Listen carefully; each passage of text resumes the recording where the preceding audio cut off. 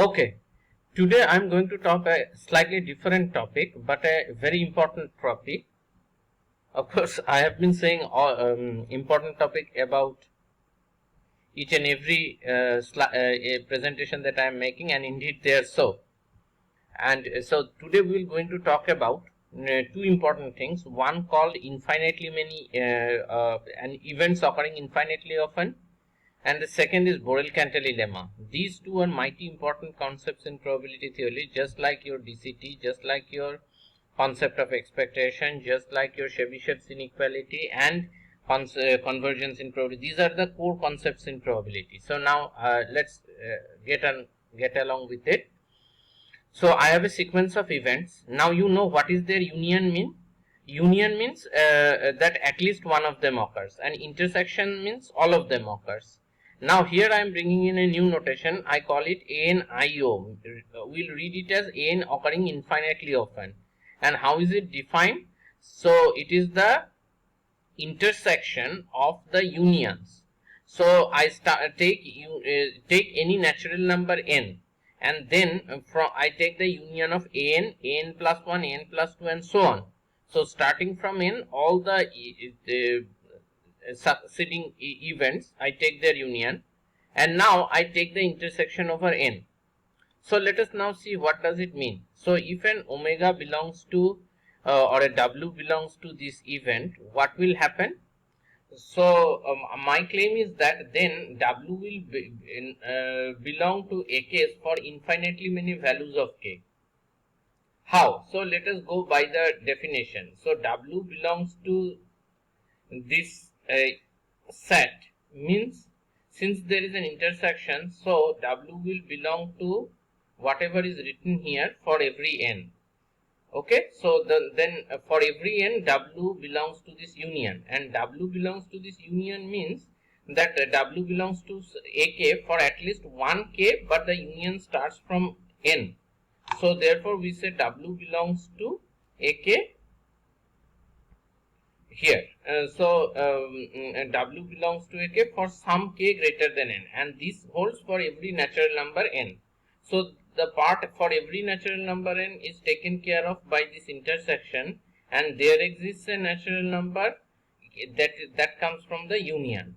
So now what you are saying, if you see that if w is in this event, what we say that n infinitely often, then let us take n equal to 1. Then you will be able to find, so when n is 1, so this union starts from 1 to infinity. So then there is a k which is greater than or equal to 1.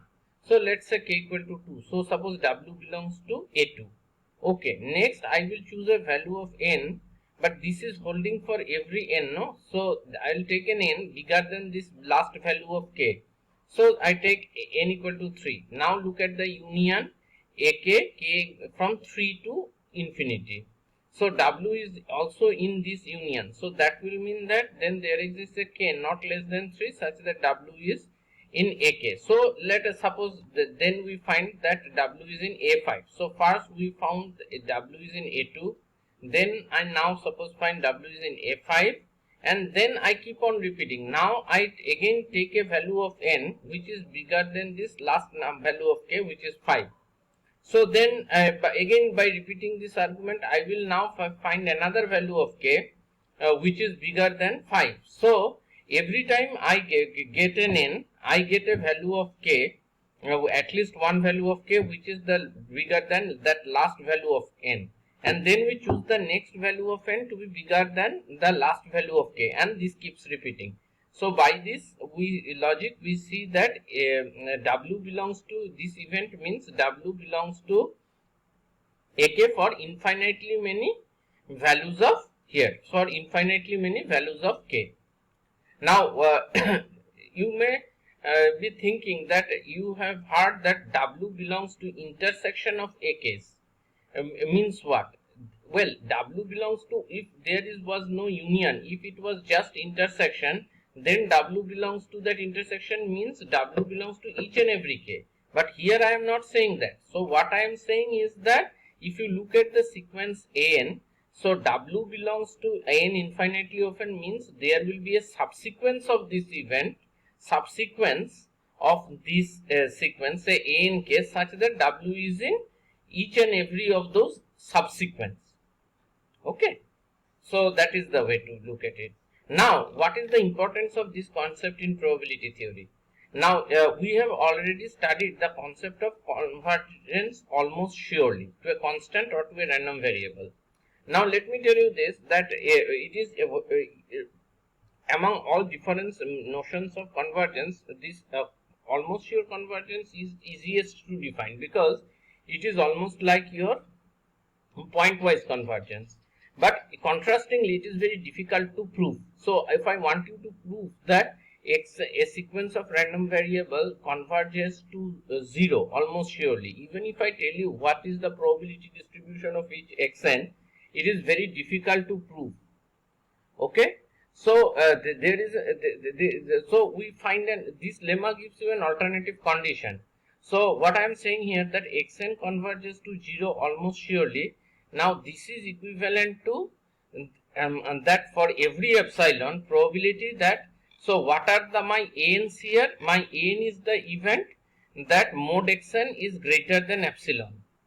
Okay, so this is where you see I am using this concept. So I'll just write here. So here my an is equal to this event.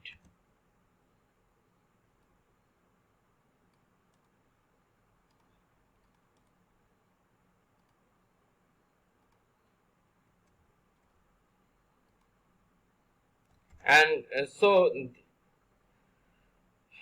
what I am saying is that probability of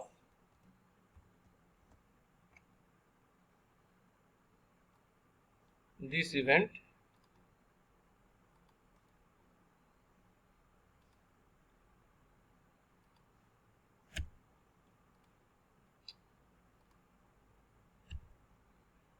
probability of n infinitely often, this is equal to 0. So this lemma says that this xn goes to 0 almost surely, then this condition is equivalent to this condition, that for every epsilon these events n will occur infinitely often, that is 0. Now this I have written, this seems a slightly complicated statement prima facie. That means it may appear a bit complicated, but let us recall what we have learnt in real analysis. Suppose yn is a sequence of real numbers. So what do we mean? So if I tell you that for some epsilon positive, mod of yn is greater than epsilon infinitely often, then can yn converge to 0? No, of course not, because that means you are saying that there is a subsequence of this sequence which is bounded away from 0. So there cannot be convergence to 0, right? So therefore, you see this now makes sense. So this is similar. Now here a probability is there because we are not talking about real sequence, we are talking about random variables. So what I am saying is that this cannot happen. So if for some this happens, then there is no convergence. So if there is any if there has to be convergence, so this certainly cannot happen. So for every epsilon, this should be impossible. And the way of saying impossible in probability theory is to say that probability of this is 0. So what I am saying is that this can converge to 0 if and only if for every epsilon no subsequence of xn can be bounded away from 0. So since these are random variables, so I am saying that the chance that a subsequence will be bounded away from 0 or mod xn will be greater than epsilon infinitely often, that probability is 0. So then this will go to 0 with probability 1. Now I have written down the proof. Let me just talk you through the proof. The idea is already what I have said. So you look at this event that where so this is the event an actually. Okay, this is the event that an occurs infinitely often, where an is my this particular event that mod xn greater than xn. So, okay, so now I am defining an event a such that where for each w in the sample space, so everything is defined on this probability space. So for every w in the sample space, mode xn does not converge to 0. So this is a set. Okay, so it is a collection of all those outcomes or elements in the random experiment, of the sample space such that x and w's don't converge to 0. So now since xn's converge to 0 almost surely, that is with probability 1, therefore by definition of almost sure convergence, this set will have probability 0, right? Because almost sure convergence means convergence outside a set of pointwise convergence outside a set of probability measure 0. It is like that. Therefore, xn converges to 0 almost surely implies that this set will be having 0 probability. And conversely, so let me not talk through the proof. I will like you to go through the proof one. We can discuss about it. Let me go through the next topic, which is the Borel Cantelli Lemma. Now, this is like DCT. It will be your lifelong friend as long as you do probability theory. Okay, so since it is such an important lemma that I have made it almost a separate section. So what I am saying is that, so you see the importance of this, the previous lemma was that an equivalent condition for almost sure convergence is stated as a probability of an infinitely many, probability of a certain event occurring infinitely many times equal to 0. So now if we can prove this, then we are proving this. So generally this is how we prove. So prove almost sure convergence, we prove this. So and the way to prove this is through Borel Cantelli Lemma. What is Borel Cantelli Lemma saying? That if you have a sequence of events on a probability space such that their probabilities are summable, that is this is convergent, then probability of infinitely often is 0. So now let me just show you how I use it. So in particular, if my n's are these probabilities in this lemma, n's are mod xn greater than, so if I am able to prove this, then I said that I prove xn convergence to 0 almost surely. So now by Borel Cantelli lemma, if I can prove that probability, so let me write here. So by BC lemma,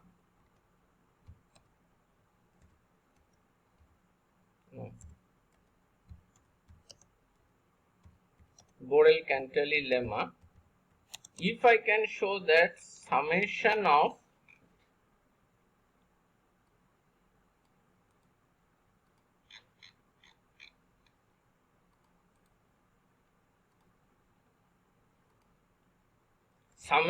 probabilities of these events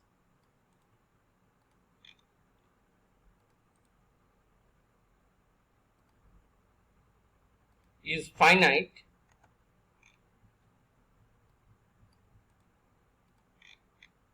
then what will this mean? Then this will mean probability these events occurring infinitely often is equal to 0, and that will imply, and that is equivalent to saying xn converges to 0 almost surely. So this is the main reason why Borel Cantelli lemma is such important. The previous lemma and the Borel Cantelli lemma will mean this. So if you can prove this for any sequence of random variable for every epsilon, then this will imply that xn converges. So this is generally the standard rule of proving almost sure convergence. Of course, you have to prove this for every epsilon. So for this has to be true for all epsilon, for every epsilon positive. For every epsilon raised positive. So this is the conclusion, and I am running out of my time. So that's what makes Borel Cantelli lemma and the previous result such a powerful tool in probability. To prove almost sure convergence, you need to prove this, and trust me, this is far easier to prove because of Chebyshev's inequality. That is something we will talk about later. So the Borel Cantelli lemma states that if you have any sequence of events that such that the corresponding probabilities are a convergent series, a summable series, then n occurs infinitely often is 0, the proof is actually quite straightforward.